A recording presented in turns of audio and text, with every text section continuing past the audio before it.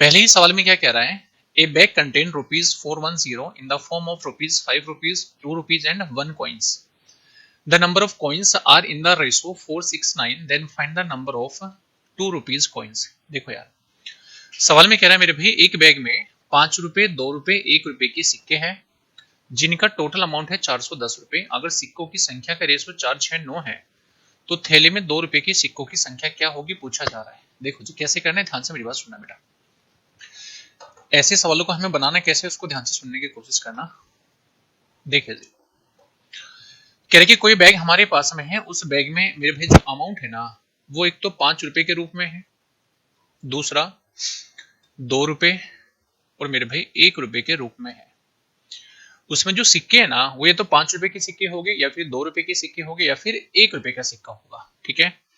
वो कह रहे कि जो नंबर ऑफ कॉइन्स है, नंबर ऑफ कॉइन्स सिक्कों की संख्या का जो रेशो है वो क्या रेशो है मेरे भाई, वो है 4, 6 और 9। यानी अगर ₹5 के 4 सिक्के हो गए, ₹2 के 6 सिक्के हो गए तो मेरे भाई ₹1 का टोटल 9 सिक्के हमारे पास में होंगे। मैं कहूँ आपसे सर इन सिक्कों से बनने वाला जो अमाउंट होगा यानी जो राशि होगी वो कितनी होगी, आप मुझे कैलकुलेट करके बता दीजिए। यानी मैं कहूँ सर अमाउंट कितना बनेगा, यानी राशि कितनी बनेगी यहाँ से। तो मुझे आप ये बताओ, अगर ₹5 के टोटल 4 सिक्के है, ₹5 के अगर टोटल 4 सिक्के हमारे पास में है तो अमाउंट बना होगा 4 पंजे ₹20 का, ठीक है। अगर ₹2 के 6 सिक्के हैं तो अमाउंट बनेगा 6 दूनी ₹12 का।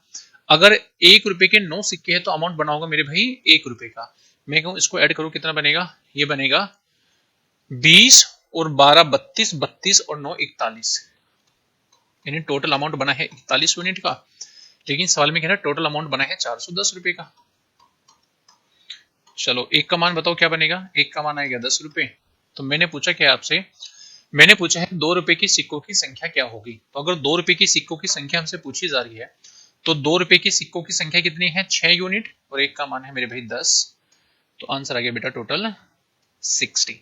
यानी ₹2 के जो सिक्के रहे होंगे टोटल कितने रहोगे मेरे भाई, वहां पे 60 रहे होंगे ना, कितने 60।